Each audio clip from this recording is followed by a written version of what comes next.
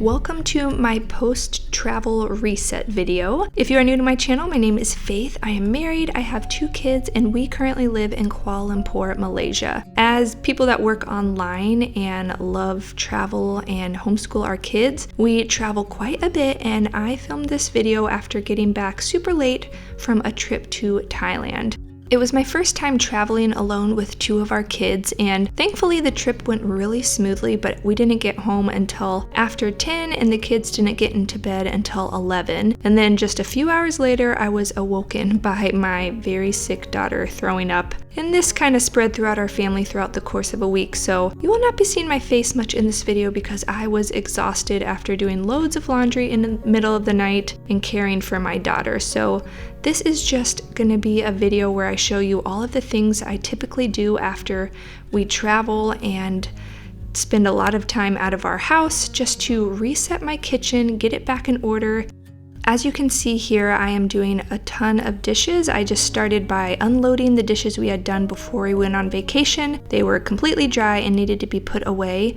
And then I made use of my fairly empty fridge and kitchen to get some cleaning done that I haven't done in a little while, like cleaning our drying rack. We don't have a dishwasher, so it can get pretty nasty fairly quickly. And then we always have snacks and travel containers from our trip, so I washed those and got them all cleaned and drying in my nice clean drying rack.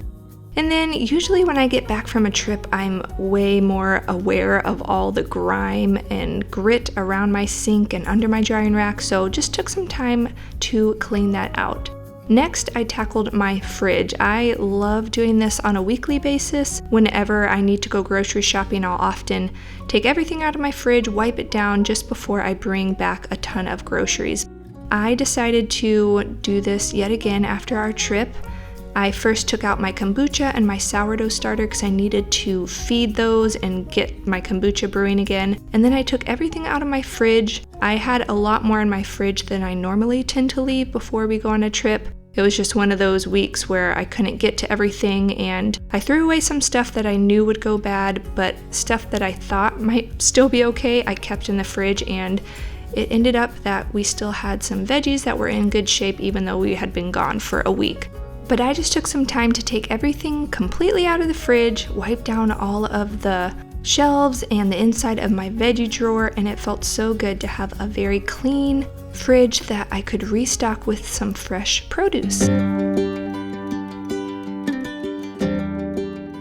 Next, I made some breakfast. Whenever I'm traveling, I'm so excited to get home to a very simple bowl of oatmeal. This was just some rolled oats, ground flaxseed, and cocoa powder. Usually I add half of a really ripe banana to that mixture and then warm it up, but I didn't have any fresh ones and didn't feel like thawing any from my freezer. But I just cooked that for a while until it got thick and cooked through, and then for a little bit of sweetness, I added half of a scoop of protein powder. I believe it was a vanilla protein powder, topped it with some homemade almond butter and some frozen berries. Berries are really expensive here in Malaysia, so we have become quite the frozen berry addicts, just really enjoying these on my warm oatmeal every morning.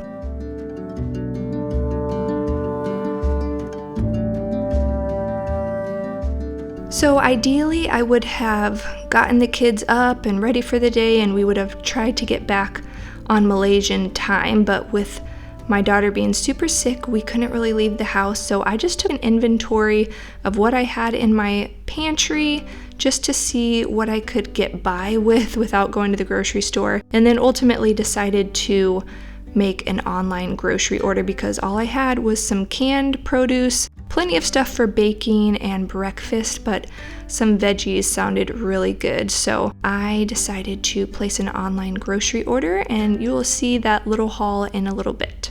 Because I needed to feed my sourdough starter, I decided to make some sourdough pancakes, so I first whisked together 2 flax eggs and then added about 2 cups of sourdough starter or sourdough discard. I was a little short and I needed to save some of my sourdough starter so that I could refeed it and get it all fresh and bubbly. So I added in a little bit of flour from my pantry as well as some non-dairy milk, maple syrup, and then some coconut oil, which I'll remember to add in just a minute. If you want the full recipe for these vegan sourdough pancakes, I will link them down below. They are definitely one of our favorites, especially with some of those frozen blueberries sprinkled on top. And then of course the last major ingredient that you shouldn't forget to add is baking soda. The baking soda reacts with the sourdough starter and makes these pancakes super fluffy and light.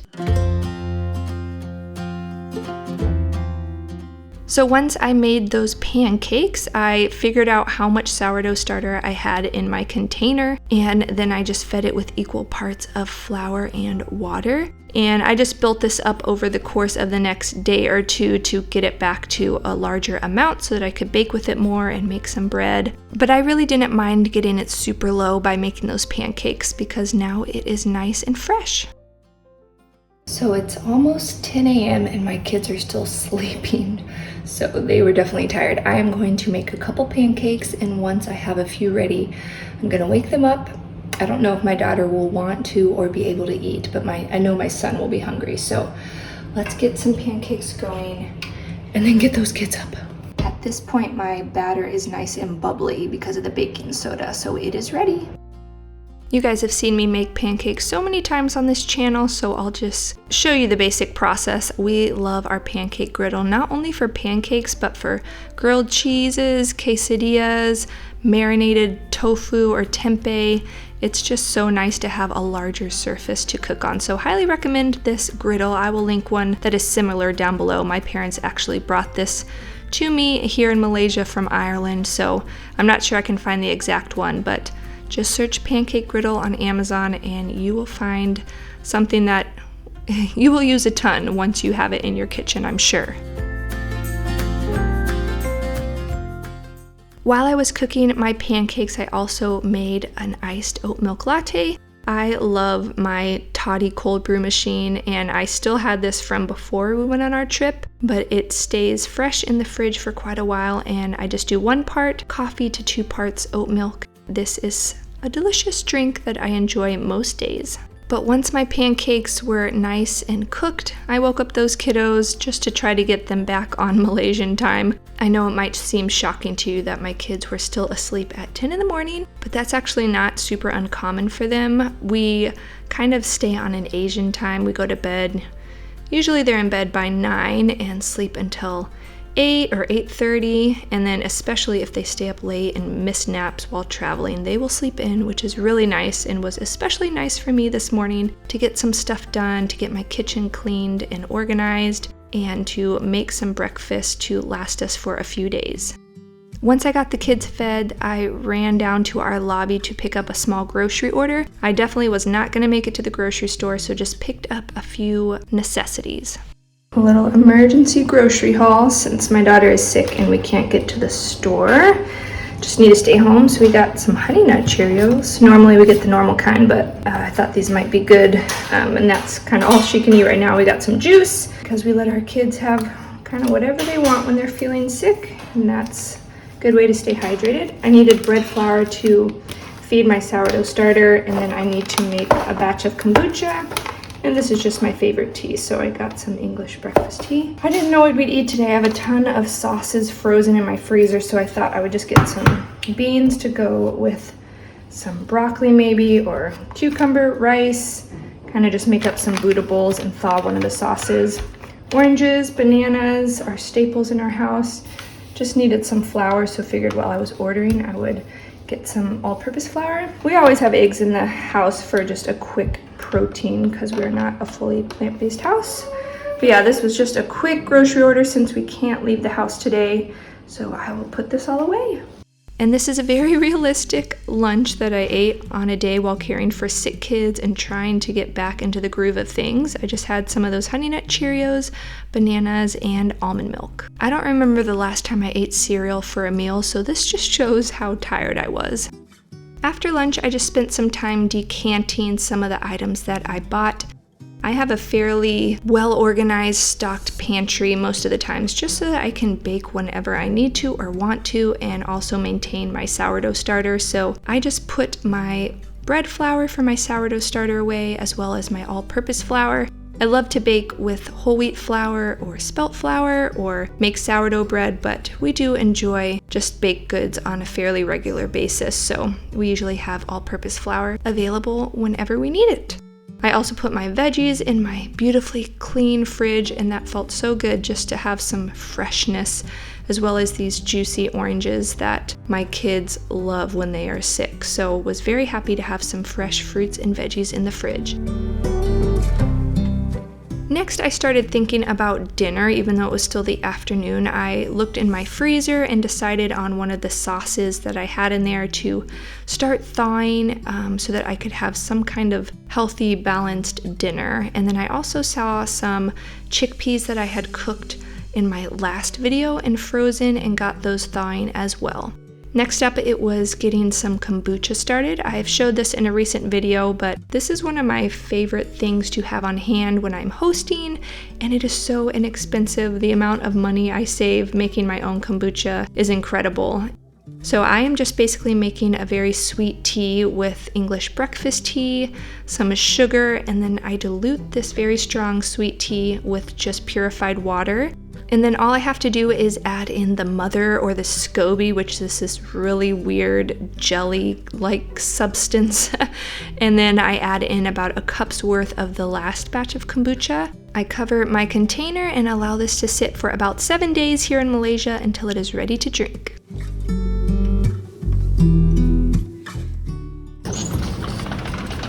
All right, I'm gonna check on some plants we're trying to grow. Is this my spinach? I don't know. I think it's too hot here in Malaysia. We just keep trying, but I need to water all these plants. We also have a beehive forming. You can see it right there. We keep not getting rid of it because it's good homeschooling. My oregano is always doing well. This is Turkish oregano. This plant is also doing well. I don't know what it's called, but I need to get rid of these uglier leaves. Give it a drink. And then all of you good gardeners, should I start my basil over? It's my first time gardening, and the first time I planted it, I just let each shoot grow as high as it could until it started to flower. And then the stems were so thick when I cut them, they became woody. And I just don't know if I should just start again. But I'm gonna water this guy and trim it. And you guys, please let me know. Should I just start over? I have never been one to grow plants. In fact, I always say that I have a black thumb. I kill everything, but I've had some success here with the oregano and basil and cilantro earlier. So it's been really fun to cook with herbs that I've grown myself, but I'm still learning so much in the process. So if you guys have any tips, especially about basil, please let me know, because that's the one I use the most and I would love a flourishing basil plant. So I decided to put some effort into dinner and get some veggies in, at least me and my son, who still had an appetite at this time. So I just cut up some of that broccoli that I bought, put some olive oil and salt on top and massaged it into the florets. I like to use just a little bit of olive oil and really rub it in so that every floret gets coated. And then I cook it on a pan without baking paper or anything so that it can get nice and crispy. And then thanks to my stocked pantry, I made some rice, which is probably my son's favorite food. This little guy has basically grown up in Asia and he could eat rice for breakfast, lunch, and dinner. So he had so much fun helping me get the rice and water and some salt into our rice cooker, and definitely loves slamming the lid down. I also decided that while I had my cutting board and knife already dirty, that I would take out some of those carrots that had been in the fridge for a while, peel them, cut them up into sticks, just so that tomorrow and the days afterwards, we would have some crunchy veggies on hand and ready to go. And my favorite way to keep veggies like carrots and celery fresh and crunchy is to put them in a container and cover them with water and store them like this in the fridge. At this point, I realized my daughter had fallen asleep on the couch, which made me realize just how sick she was. She never takes naps anymore, so if she's falling asleep on the couch, I know she's not feeling well. Super simple dinner, but the chickpeas in the chipotle meal was from the freezer. I always have rice in my pantry, and then I just ordered that broccoli this morning, so a very well-balanced meal for not being able to leave the house. using pantry items and freezer items. Yum. Thanks so much for hanging out with me while I was stuck in my house all day, getting things back in order after a trip to Thailand. If you guys enjoy my videos, be sure to subscribe so you don't miss the next one, and I'll see you soon. Bye!